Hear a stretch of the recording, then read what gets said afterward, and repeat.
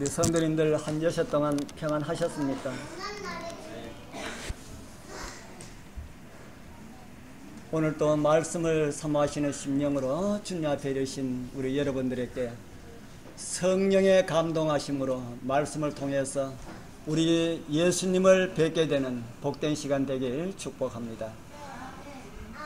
오늘 특별히 우리 하나님께 감사하기는 우리 승리 태어나서 처음 교회 나오는데 우리와 함께 교회 나와서 너무 반갑습니다.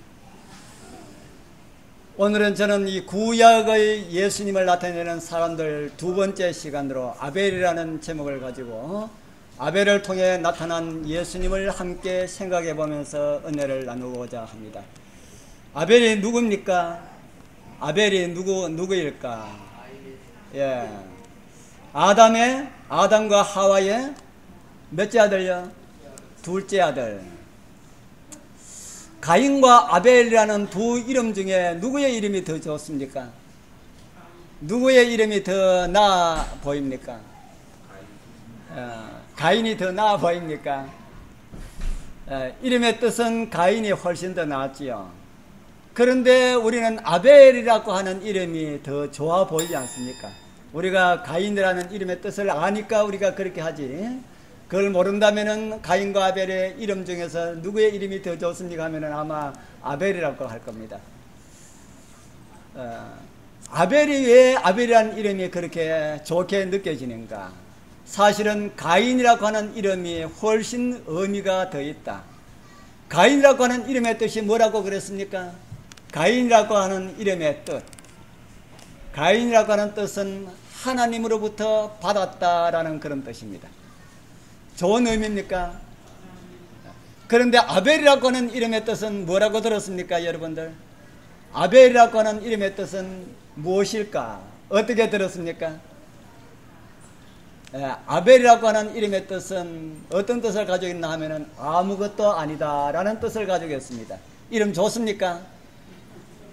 세상에 참 사람들 이름을 보면은 아벨처럼 정말 의미 없고 성의 없는 아무렇게나 지어진 듯한 많은 이름들을 보게 됩니다.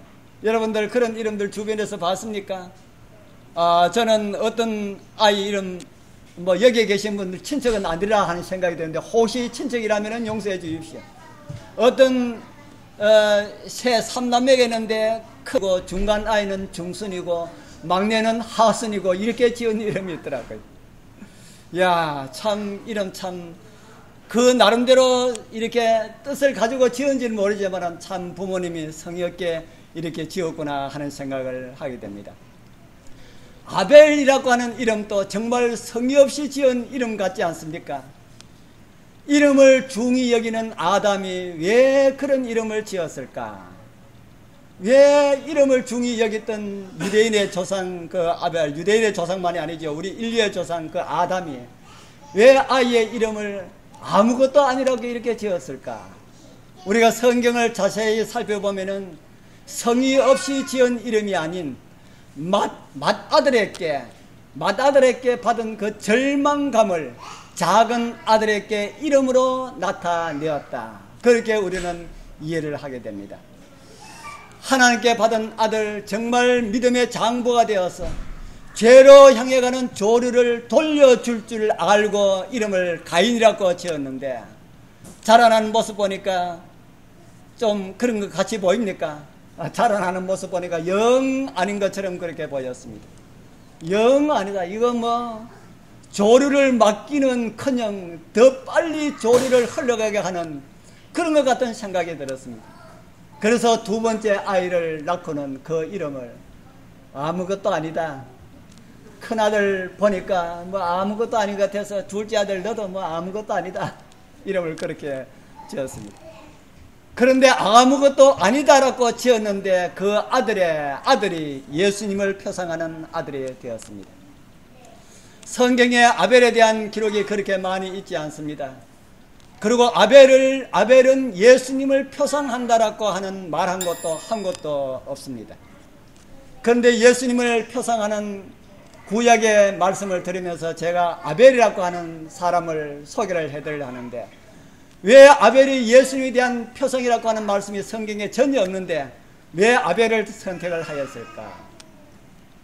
직접적으로 그런 언급이 없다 할지라도 간접적으로 많은 부분에서 주님을 닮은 모습을 많이 보여주고 있기 때문이다.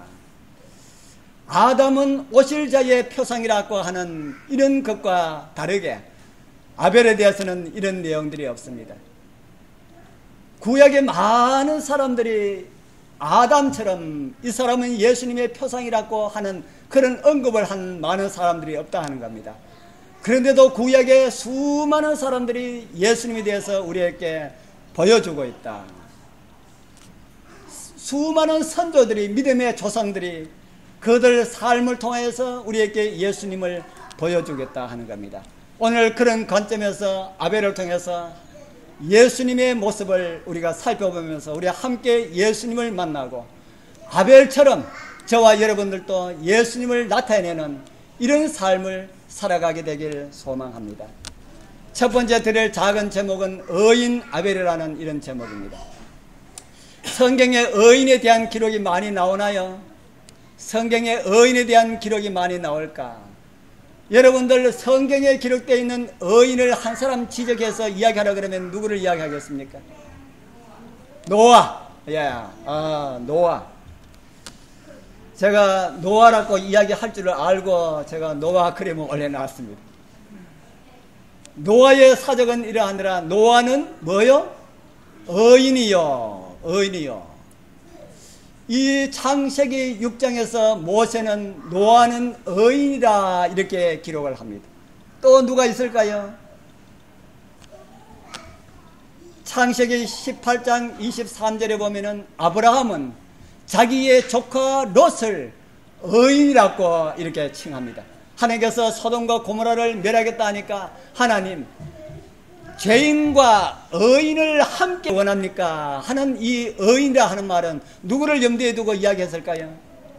자기 조카 롯을 염두에 두고 소돔 사람이 다 악인이라 할지라도 롯은 의인일 것이야. 이렇게 롯을 염두에 두고 그렇게 아브라함이 말을 했습니다. 여러분들 롯이 의인 같습니까? 의인 안 같습니까? 우리가 볼 적에는 별로 의인처럼 그렇게 보이지 않는다 할지라도 누구는 의인처럼 봤어요? 누구는 의인처럼 봤습니까? 아브라함은 의인처럼 봤다. 아브라함이 롯의 누굽니까? 아브라함이 롯의 누굽니까? 롯의 삼촌. 삼촌은 자기 조카를 볼 때에 뭐처럼 보여요? 의인처럼 보인다. 여러분들 다 자기 아들들, 자기 딸들, 손주들 다 볼 때에 죄인으로 보입니까? 의인으로 보입니까? 의인으로 보이죠. 눈을 예수님의 눈으로 바꾸시길 바랍니다. 정말 우리의 자녀들도 바르게 볼 수 있는 그런 눈을 달라고 우리 하나님께 기도드려야 됩니다. 그런데 여기 성경에 나오는 롯은 베드로도 그의 편지에서 의로운 롯이라고 그렇게 했는 거 보면은 성경에 나오는 많은 사람들이 롯을 의인으로 본 것이 맞다 하는 이런 생각이 듭니다. 신약 성경에서는 누구를 의인이라 했을까요?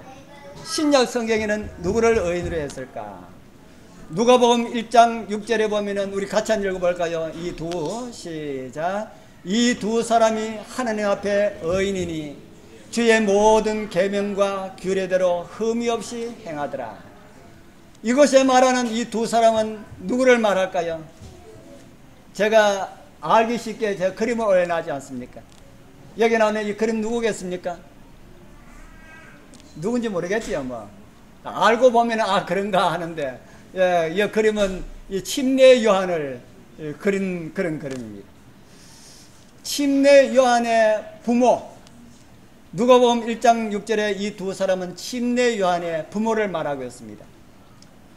침례 요한의 부모는 의인이라고만 말하지 아니하고 주의 모든 계명과 규례대로 무엇이 없는 사람이라고 그럽니까? 흠이 없는 사람이다. 대단합니까? 누가복음을 기록한 누가는 침례 요한의 부모를 그렇게 기록을 하고 있습니다.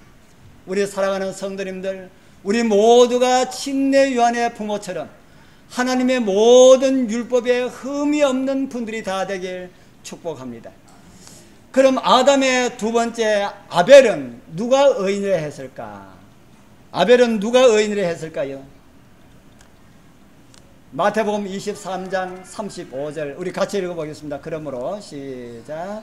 그러므로 의인 아벨의 피로부터 성전과 제단 사이에서 너희가 죽인 바라가의 아들 사가랴의 피까지 땅 위에서 흘린 의로운 피가 다 너희에게 돌아가리라. 이 말씀을 23장 1절부터 쭉 읽어보면은 예수님께서 제자들과 무리들에게 하신 말씀이다 이렇게 기록되어 있습니다.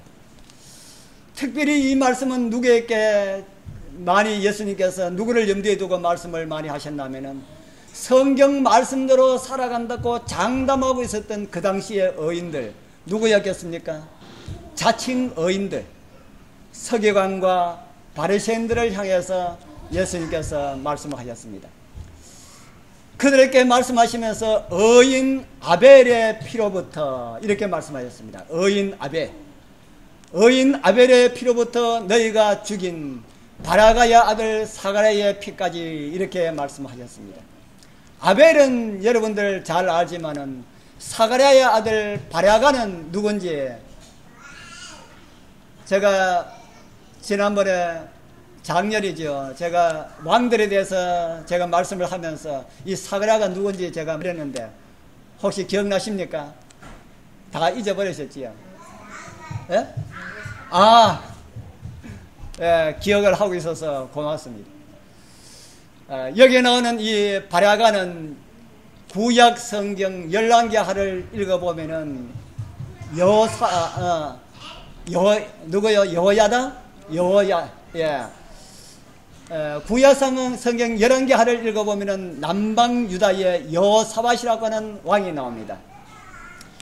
이 여호사밧은 한 가지 일생 중에 아주 큰 실수를 한 가지 했는데 이게 뭔가 하면은 북방 이스라엘의 왕인 아합의 딸 아달랴를 며느리로 본 것이 여호사밧의 일생 가운데 가장 큰 실수였다.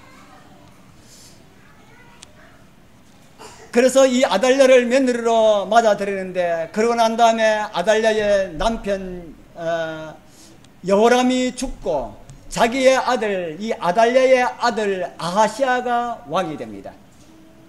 그때의 북방에서는 이세벨의 손자인 요람이 다스리고 남방에는 이세벨의 외손자인 아하시아가 다스립니다. 이스라엘 나라 꼴이 어떻게 되겠습니까?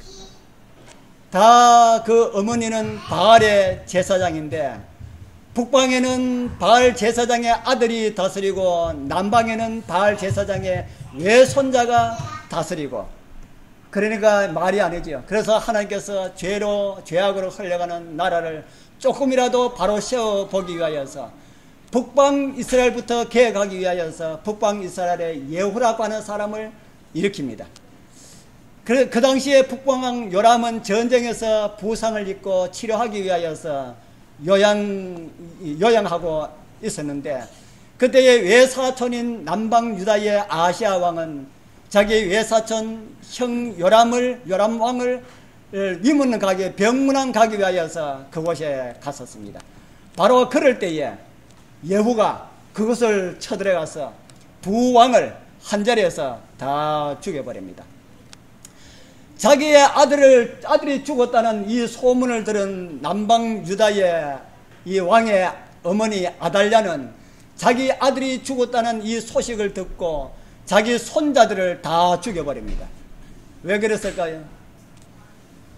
이제 자기 아들 아하시아가 죽고 나면은 누가 왕이 되어야 돼요? 그 당시에 이스라엘 나라의 유대의 법도들을 본다면은 아하시아의 아들이 왕이 되지 않습니까? 그런데 그 아들을 다 죽여버렸어요. 뭐 되지 못하도록 했습니까? 남방 유다의 왕이 되지 못하도록 자기가 정권을 잡으려고 그랬습니다. 바로 그럴 때에 그 당시에 대제사장의 부인이 아하시아의 누나였습니다. 이 대제사장의 부인이 다 죽임을 당하는 아하시아의 아들 가운데 막내 아들을 죽임을 당하는 가운데서 훔쳐냅니다. 훔쳐내고 난 다음에 그 성소에서 키웁니다. 그래서 6살이 되었을 때에 대제사장의 도움으로 그 아이 이름이 요아스인데 요아스가 왕위에 오릅니다.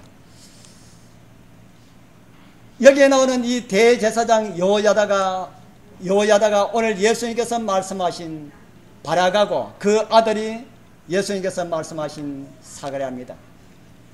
6살에 왕이 된 요아스는 고모와 고모부가 살아계실 때는 하나님을 믿는 믿음 안에서 정책을 펼쳐나갔습니다. 그런데 고모부가 죽자 하나님을 떠난 정치를 하기 시작합니다. 그러니까 고종사촌 형이 사가랴가 보고 있겠습니까? 자기 아버지의 도움으로 왕이 되고 아버지가 살아계실 때는 선정을 베풀었는데 아버지가 죽고 난 다음에 바로 하나님을 믿는 백성들을 박해하고 이렇게 하니까 이 사촌 형이 그러지 말라고 이렇게 일러주겠지요. 그게 어떻게 했습니까? 사람들을 시켜서 성전에서 돌로 쳐서 죽였습니다. 왜 죽였을까요? 왜 죽였습니까? 살아있으면 계속 뭐 하기 때문에요? 계속해서 잔소리를 하기 때문에 뭐 듣기 싫어서 죽였습니까? 잔소리 듣기 싫어서 죽였지요. 또 한 가지 이유가 있습니다. 그가 살아있으면은 자기가 어떤 왕이 됩니까? 자기가 나쁜 왕이 됩니다. 그렇기 때문에 죽였습니다. 악인이 의인을 핍박하는 이유는 옛날이나 지금이나 똑같습니다. 무엇 때문에 핍박합니까? 믿음으로 살아라는 이런 권면이 잔소리처럼 느껴지니까 싫고, 그 사람을 보니까 나는 뭐처럼 보이니까 싫어요? 나는 죄인처럼 보이니까 싫다 하는 겁니다. 누구도 그렇게 죽었습니까? 오늘 제가 말씀드리려고 하는 제목, 아벨도 그렇게 죽었다. 제가 그 이야기를 하기 위해서 제가 이렇게 둘러왔습니다. 아벨도 똑같은 이치에서 그렇게 죽었다. 그래서 성경은 오늘 우리에게 이런 말씀을 전해주겠습니다. 요한일서 3장 12절 우리 같이 읽어볼까요? 가인, 시작. 가인같이 하지 말라. 그는 악한 자에게 속하여 그 아우를 죽였으니 어찐 영곤요. 자기의 행위는 악하고 그 아우의 행위는 의로우니라. 제가 이런 게 있나 싶어서 아침에 와서 확인했는데 이런 게 없더니만은 이런 게 나오네요. 자, 아벨이 어떻게 죽었다 그럽니까? 가인이 아벨을 죽인 것은 아벨을 두면은 자기의 행위가 악하기 때문에 그렇다 하는 겁니다. 자, 예수님은 왜 죽었습니까? 예수님은 왜 죽임을 당하셨을까? 예수님께서 죽임을 당한 그 이유가 아벨이 죽임을 당한 그 이유나 사가랴가 죽임을 당한 그 이유나 똑같은 이유로 죽었다 한 겁니다. 자, 몇 가지 이유 때문에 그랬다 했습니까? 첫 번째 하나는 뭐 하기 때문에요? 너는 자꾸 뭐라고 지적하기 때문에요? 너는 자꾸 죄인이다라고 이렇게 지적하기 때문에 그게 싫었다. 두 번째는요, 그 사람이 살고 있으면 누가 죄인처럼 보입니까? 다른 사람이 죄인처럼 보인다. 그래서 그 사람만 죽어버리면은 다 똑같기 때문에 다른 사람은 죄인처럼 보이지 않기 때문에 없어져야 된다. 그래서 예수님이 그렇게 죽었다. 성경 요한복음 7장 7절이 그렇게 말을 하고 있습니다. 예수님께서 직접 하신 말씀이지요. 우리 같이 또 읽어보겠습니다. 세상이, 시작. 세상이 너희를 미워하지 못하되 나를 미워하나니 이는 내가 세상의 행사를 악하다 증거함이라. 예수님을 미워하는 이유가 뭐라고 합니까? 세상을 마다하기 때문에, 세상을 악하다고 경고하고 권면하는 것이 싫기 때문에 예수님을 미워한다. 또 이런 말씀을 우리에게 주고 있습니다. 요한복음 3장 19절에서 20절. 그 정죄는 이것이니 곧 빛이 세상에 왔으되 사람들이 자기 행위가 악함으로 빛보다 어두움을 더 사랑하는 것이니라. 악을 행하는 자마다 빛을 어떻게 한달까요? 빛을 미워하여 빛으로 오지 않으니 이는 그 행위가 드러날까 함이요. 예수님을 미워한 이유가 여기는 뭐라 그럽니까? 자기들 행위가 악하기 때문에, 선한 분이 함께 있다면 자기들의 악이 드러나기 때문에 빛을 미워하고 오지 아니한다. 이것은 사도행전에서 스데반의 설교를 통해서 유대인들에게 해주는 말씀 속에 또 이렇게 나타납니다. 서대반의 설교입니다. 너희 조상들은 선지자 중에 누구를 핍박지 아니하였느냐? 의인이 오시리라 예고한 자들을 저희가 죽였고 이제 너희는 그 의인을 잡아준 자요 살인한 자가 되었다. 이렇게 또 누구를 미워하겠습니까? 이렇게 말하니까 서대반 또 미워하게 되죠. 그래서 서대반이 어떻게 되었습니까? 서대반이 죽임을 당하였습니다. 핍박과 관련된 내용 중에 마지막 때를 기록한 내용 중에 우리가 잘 아는 이런 말씀이 있습니다. 요한계시록 12장 17절 우리 같이 읽어보겠습니다. 용이 시작. 용이 여자에게 분노하여 돌아가서 그 여자의 남은 자손 곧 하나님의 계명을 지키며 예수의 증거를 가진 자들로 더불어 싸우렸고 바다 모래 위에 섰더라. 용이 왜 여자에게 분노하여 돌아갔을까요? 용이 왜 여자에게 분노하여 돌아갔을까? 여자로 상징된 교회를 통해서 교회를 통해서 누구의 모습이 거기서 비치기 때문에 그럴까요? 예, 그곳에서 예수 그리스도의 모습이 그곳에서 비치기 때문에 교회를 통해서 예수의 모습을 용이 보았기 때문에 그렇다 하는 겁니다. 가인을 통해서 아벨을 죽인 것도 예수님의 모습 때문에 죽였습니다. 마지막에는 한 백성이 이제 한 사람이 예수님의 모습을 드러내는 것이 아니고 한 백성이 예수님의 모습을 드러내고 있습니다. 그들이 누굽니까? 그들이 누구예요? 한 백성이 예수님의 모습을 드러내고 있는데 그들이 누굽니까? 예, 요한계시록 12장 17절은 여자의 남은 자손이다 그렇게 말을 하고 있지요. 그래서 남은 자손 가운데서 예수님의 모습이 드러나니까 사단이 분내어서 돌아갔다 그렇게 말을 하고 있습니다. 왜 사단이 분내어서 돌아갔을까요? 그리고 바다 모래와 같은 이 세상의 모든 사람들의 지지를 얻어가지고 그래서 한판 붙어보자. 지금 용이 그렇게 하는 겁니다. 그냥 박해하지 아니하고 이 세상 모든 사람들의 지지를 받아서 아주 꼼짝 못하게 한 번에 이렇게 쓸어버리겠다고 그렇게 하는 것을 사도 요한은 오늘 우리에게 가르쳐 주겠습니다. 우리 사랑하는 성도님들, 어려운 제사를 드렸던 아벨은 죽임을 당하였습니다. 그리고 성전에서 요아스를 책망하던 사가랴도 죽임을 당하였고요. 예수님도 죽임을 당하셨고 스데반도 예수님의 제자들도 다 순교장의 자리에서 그들의 피를 다 뿌렸습니다. 그러나 마지막 시대에 주님이 오시기 바로 직전에 살고 있는 당신의 백성들은 그렇게 당하도록 하나님께서 그냥 두시지 않겠다 그렇게 말씀하셨습니다. 초기문집 284페이지 아주 귀한 약속이지요. 제가 읽어드리겠습니다. 하나님께서는 악인들이 성천을 기대하고 있는 자들과 짐승의 법령에 굴복하지 않고 그 표를 받지 않는 자들을 멸하도록 허락하지 아니하실 것이다. 하나님께서 뭐는 허락하지 않는다 그럽니까? 용이 온 세상의 지지를 받아가지고 한 번에 쓸어버리려고 하는 이거는 하나님께서 허락지 아니하실 것이다. 얼마나 감사합니까? 그래서 우리 사랑하시는 우리 성도님들 마지막 환난 때문에 제발 걱정하지 말기를 바랍니다.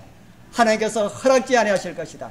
그러면서 말씀하시기를 나는 만일 악한 자들이 성도들을 죽이도록 허용한다면은 사단과 그의 모든 악한 군대와 하나님을 증오하는 모든 자들이 기뻐할 것을 보았다. 그렇게 된다면은 사단에게서 마지막 싸움에서 주님을 그처럼 오랫동안 기다려온 주님의 사랑받는 자들을 정복할 능력을 가지게 된다는 것이 얼마나 큰 승리겠는가. 성도들의 성천 사상을 조롱해온 자들은 하나님의 백성에 대한 그분의 보호를 목격하고 그들의 영광스러운 구원을 보게 될 것이다. 아멘입니까?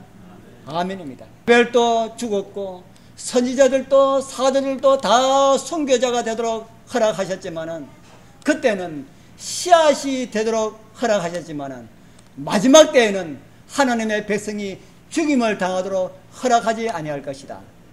이유는 아무런 가치가 없기 때문에 그런 일을 당하도록 허락하지 않을 것이다 라고 그렇게 연애 선물은 오늘 우리에게 말씀을 해주고 있습니다. 어떤 분들은 마지막 환란이 아주 엄청나게 크다고 이렇게 해서 걱정하시는 분들이 많이 있지요. 하나님의 백성들에게 있어서 가장 큰 환란은 마지막 때가 아니라 바로 지금입니다. 여러분들 지금 환란의 시기 같습니까? 아닌 것 같습니까? 아닌 것 같지요. 그게 환란의 시기라 하는 겁니다. 평안과 번영과 자기 사랑과 안일 사랑, 이것보다 하나님의 백성을 해롭게 하는 것은 아무것도 없었습니다. 순교자의 칼날보다 안일이 더 해롭다. 이것을 사단이 알기 때문에 이런 기간을 자꾸 이렇게 두고 있는 것입니다. 이러한 사단의 전략에도 우리 여러분들 다 승리하게 되길 바랍니다. 오늘 이기는 하나님의 백성들은 내일 환란이 올 때에 그 환란은 아무것도 아닐 것이다. 저는 그렇게 생각합니다. 오늘 실패하는 자들에게는 그날은 실패가 주어지지만은 오늘 이 환란의 시기에 승리하는 자들에게는 그날 하나님의 백성들은 이기는 그런 삶이 될 것이다. 그래서 그런 이김의 은총이 우리 여러분들과 함께 하길 바랍니다. 각시대의 대행투에도 이런 말씀이 있습니다. 각시대의 대행투 영문 629페이지에 있습니다. 하나님의 백성들은 고난을 면치 못할 것이다. 박해와 고통을 당하고 궁핍과 고난을 견딜지라도 그들은 뭐하도록 버려두지 않을 것이다 그럽니까? 그들은 죽도록 버려두지 않을 것이다.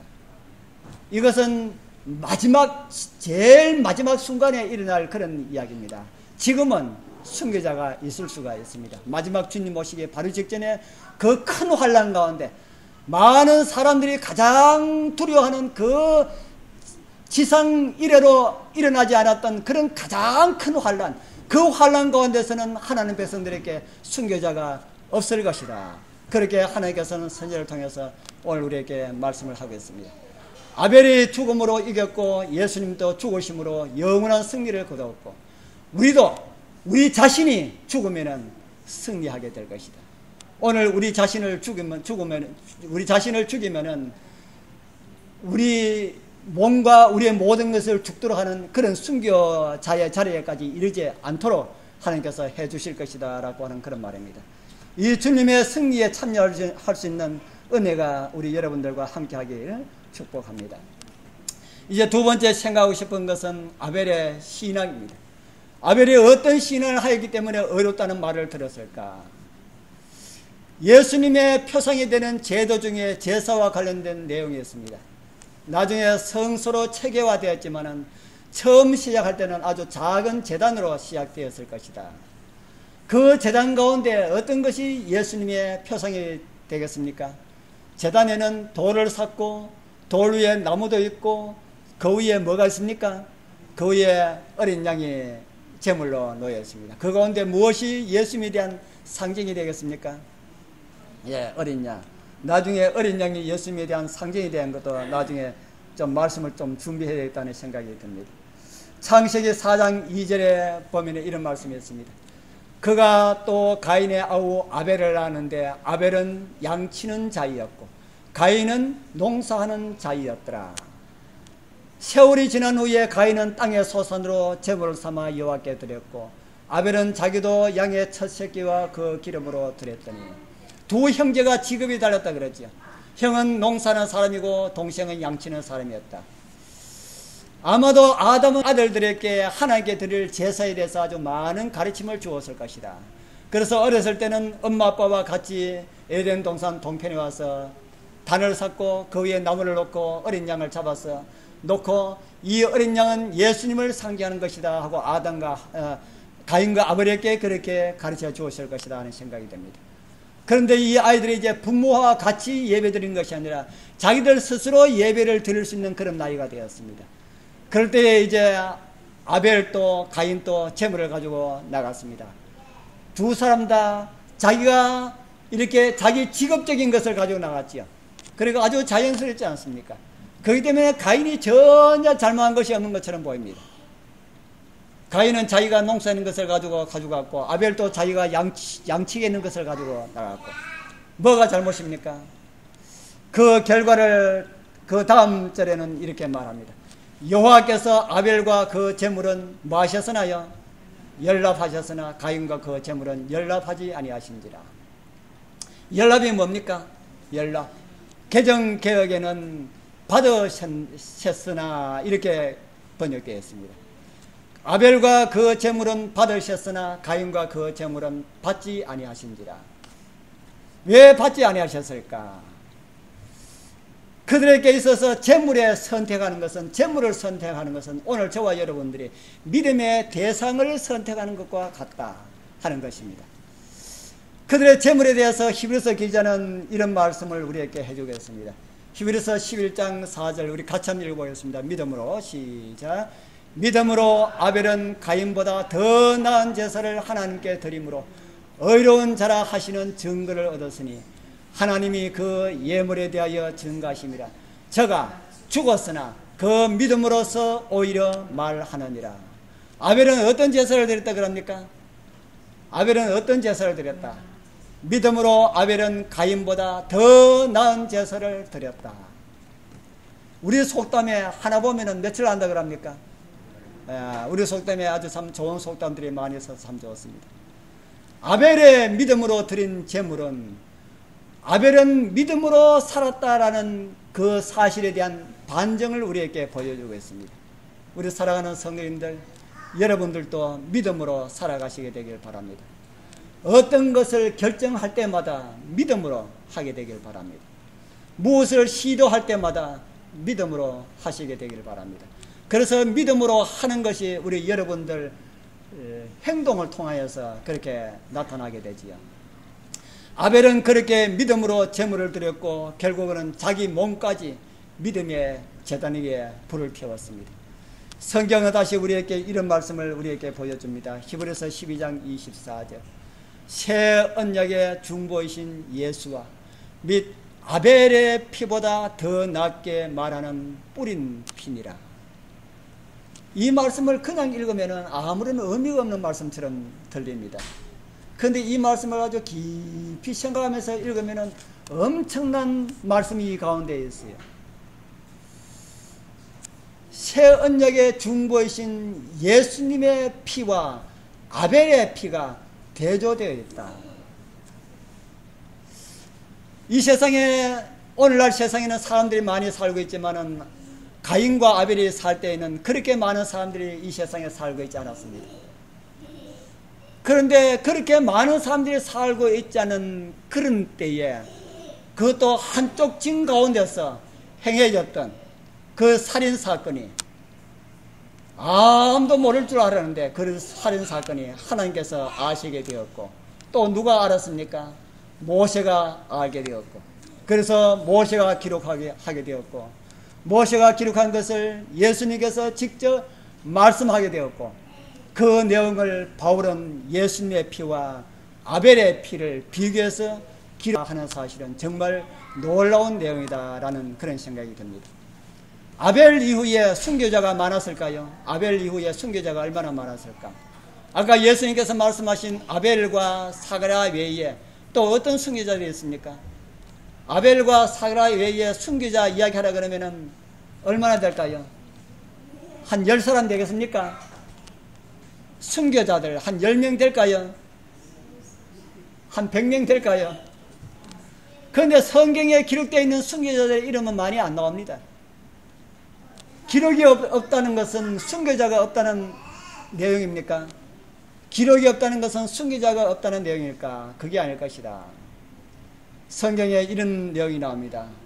열왕기하 4장 24장에 보면은 아주 많은 순교자들의 기록이 나옵니다. 또 저가 무지한 자의 피를 흘려 그 피로 어디에 가득하게 했다 그럽니까? 예루살렘에 가득하게 하였습니다.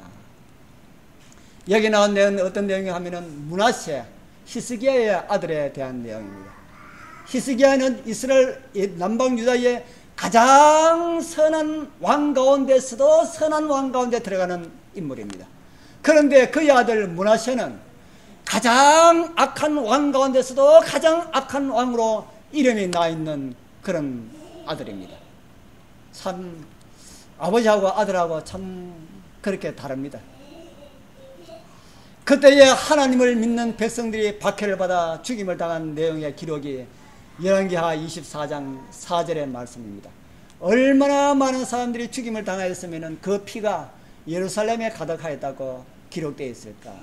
이때 선지자 이사야도 죽임을 당합니다. 전설에 의하면 므낫세에 의하여서 선지자 이사야는 톱으로 켜서 죽임을 당합니다. 참 이 이사야가 죽을 때에 참 어떤 기도를 하고 죽었을까요? 하나님이시여 히스기야의 아들 므낫세를 기억하여 주옵소서. 그가 정말 회개하고 하늘에 갈 수 있도록 해 주옵소서. 이런 기도를 하고 죽지 않았을까? 그런데 놀랍게도 나중에 므낫세의 이후의 기록을 보면은 므낫세가 회개하고 하나님께로 돌아온 이런 기록을 보게 됩니다. 아마 이사야가 하늘에서 므낫세를 보게 될 거다 하는 생각이 드는데 므낫세를 보고 얼마나 놀랍고 얼마나 반가울까 하는 생각이 듭니다. 이렇게 수많은 선지자들이 또한 하나님의 백성들이 죽임을 당하였는데 그 어떤 사람의 이름도 기록 언급하지 아니하고 바울은 예수님의 피와 비교할 때에 아벨의 피를 비교해서 이렇게 기록을 하고 있다. 아벨의 피보다 더 나은 피다. 그렇게 비교를 하고 있다 하는 겁니다. 그래서 순교자의 대표적인 인물이다. 그렇게 바울은 말을 하고 있습니다. 아벨의 피하고 예수님의 피하고 예수님의 피가 더 낫다고 했는데 어떤 면에서 예수님의 피가 아벨의 피보다 더 나을까?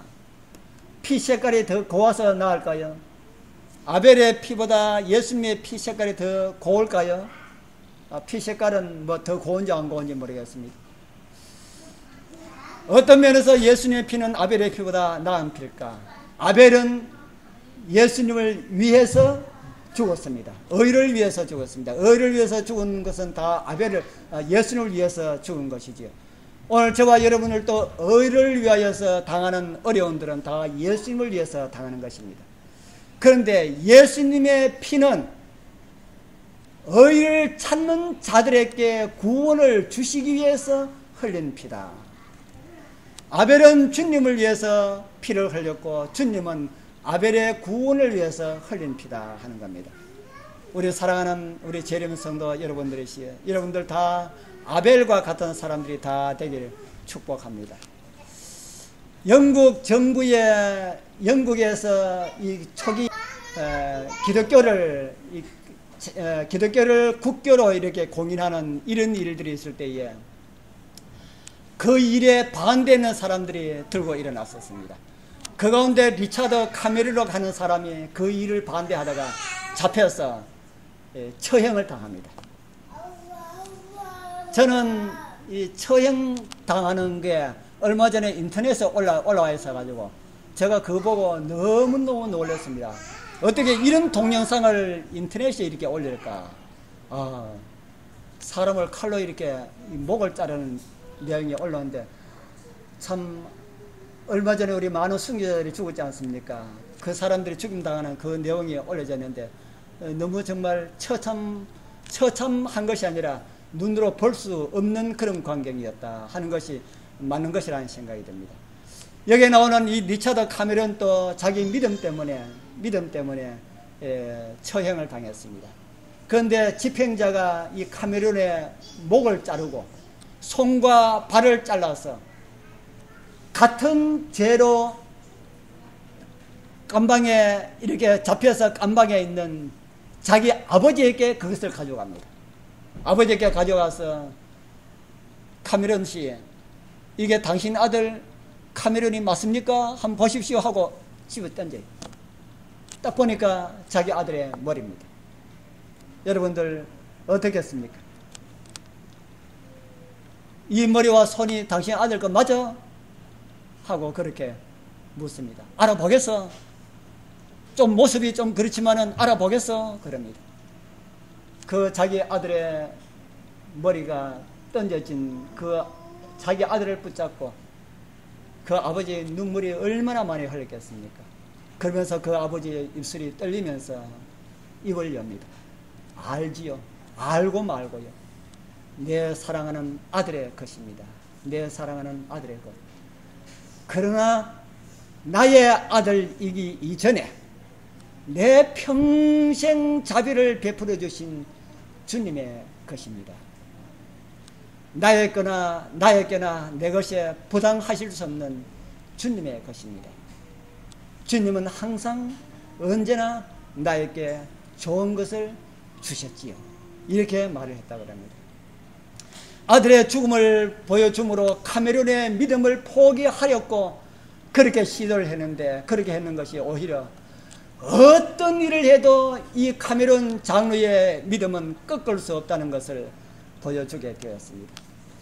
자기 아들을 비참하게 죽이고 그것으로 자신의 믿음을 조롱하는 그러한 원수의 노력조차 하나님 안에 있는 카메론 장로의 믿음을 흔들 수가 없었다. 어떻게 아버지가 난도질 당하고 서늘이 낭자한 아들의 신체 부위를 태연하게 바라보는 일이 가능했을까? 그런 충격적인 정서적인 혼란을 어떻게 견디면서 살 수가 있었을까? 그 방법은 오로지 하나다 하는 겁니다. 여러분들 잘 아시죠? 어떻게 해야만이 그것을 극복할 수 있겠습니까? 어떻게 해야만 해요? 우리 내부의 힘만으로는 가능하지 않습니다. 위에서 오는 하나님께서 주시는 힘만이, 하나님께 향하는 견고한 신뢰의 그 마음만이 가능하리라 그렇게 믿습니다. 우리가 절대적으로 하나님을 신뢰할 때에 그분은 말할 수 없을 정도의 영적 능력을 우리에게 주신다. 이런 사실들을 우리 성도님들 믿으시길 바랍니다. 그런 능력을 가진 자만이 어디에 설 수 있겠어요? 순교자의 자리에 설 수가 있다. 우리는 순교는 당하지 않는다 할지라도 매일매일 일어나는 이 작은 환란이라고 하는 이 환란 가운데서 살아있는 순교자로서 그렇게 살아갈 수가 있다 하는 겁니다. 아벨을 인도하셔서 승리자가 되게 하신 것처럼 하나님께서는 여러분들에게 강력한 믿음의 능력들을 주셔서 우리 모두 믿음의 장부가 되게 하셔서 오늘을 승리하는 생활을 할 수 있는 순교자의 믿음의 능력을 주시기를 축복합니다. 기도